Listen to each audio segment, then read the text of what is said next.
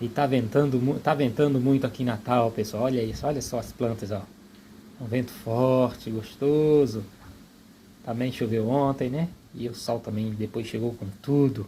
Aqui é assim, tem muito sol, mas de vez em quando cai uma chuvinha para equilibrar aqui. Que coisa linda. Que seu dia seja fantástico, com muita saúde e paz.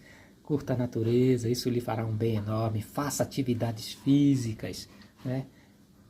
Faça de 2025 um ano totalmente diferente na sua vida. Procure fazer o que você planejou e não conseguiu, mas esse ano você conseguirá. Tenha fé, acredite, não desista dos seus sonhos. Jamais. Show!